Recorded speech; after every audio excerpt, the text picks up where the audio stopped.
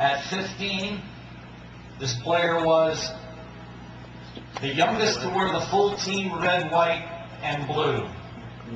At a mind-bending 158, the most international goals. On her watch, multiple championships were won at every level: collegiate, professional, Olympic, and World Cup. Can athletic resumes be any more perfect?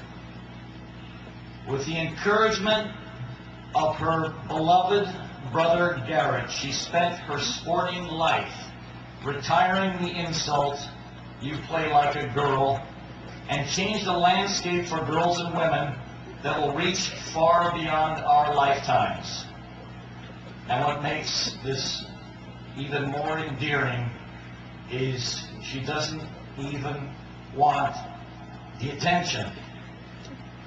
She cringes at every best player in the world compliment and tries to steer it back to her teammates. Don't you mean Michelle? Aren't you describing Christine or Julie? And how about this for personal character? When the salaries were being discussed for the launch of the WUSA, even though she could have commanded one much higher than everyone else in the league, she refused to make one dime more than any of her 1999 World Championship teammates, even those that sat on her bench. She even gives back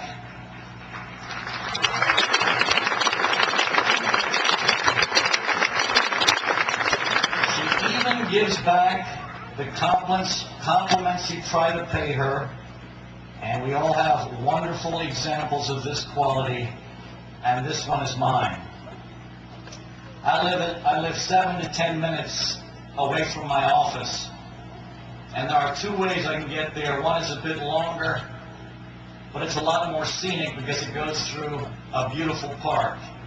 And in the early spring of 1994, in the final semester of Mia's senior year, I was driving through the park, and out of the corner of my eye, I could see this figure sprinting 5 and back, 10 and back, 15 and back, 20 and back, 25 and back, and without her noticing, I pulled over to watch. Sure enough, it was Mia. And she was doing a grueling fitness exercise we call cones. Between these sprints, you could see her hunched over, sweat pouring from her brow, and because it was early in the morning and cool, hot air was shooting from her lungs as she was struggling to catch her breath. I was so impressed, the second I got into work, I scribbled a note to Mia, dropped it in the mail, and I forgot about it. Years later, after Mia had become world famous, she wrote a book called Go for the Goal. There, in the breastplate of her book, was the note I had written her. The vision of a champion is someone who is bent over, drenched in sweat, at the point of exhaustion when no one else is watching. The final measure in athletic greatness is what you are willing to sacrifice on your own to achieve it. And knowing that she had kept that note and seeing it showcased so prominently in her book is one of the most heartfelt gifts I've ever been given. So,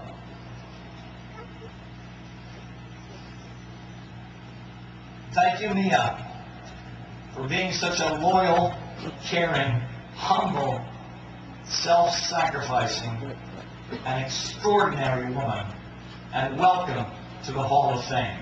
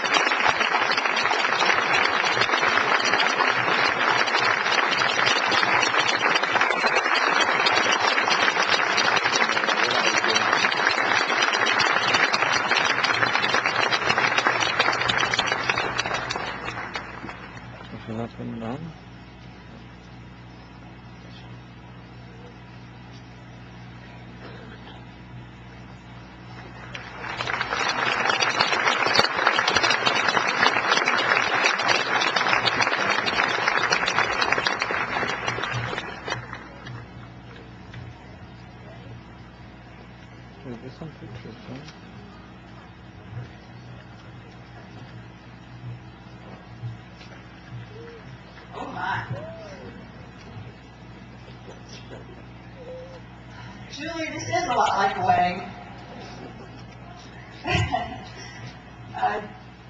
Anson, thank you so much for that. A lot of people might not know, but I still haven't figured out if it was a good thing or a bad thing, but Anson and his wife Melissa had power of attorney over me. After my parents, I was 17 years old when I went to college, and my parents went to live over in Italy. And so all major decisions I had to pass through him. But I am completely honored and blessed that you are the one that stood up here today. Whenever I give speeches,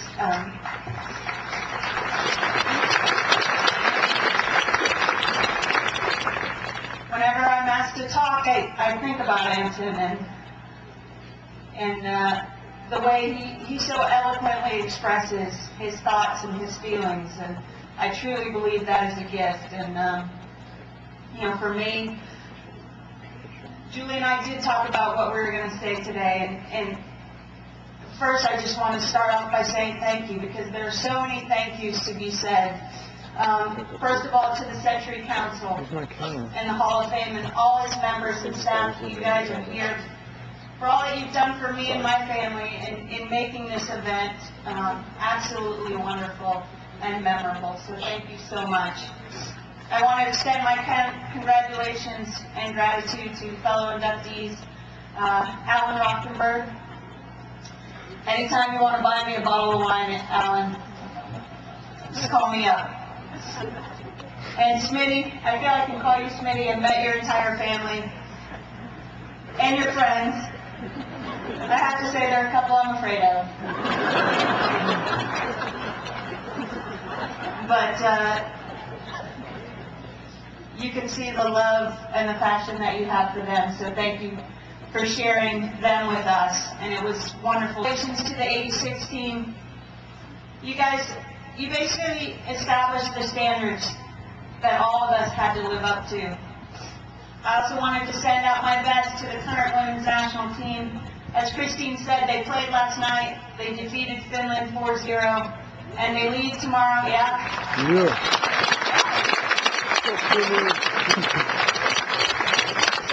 And they leave tomorrow for China, and I know that they will continue to make us proud. And Jules.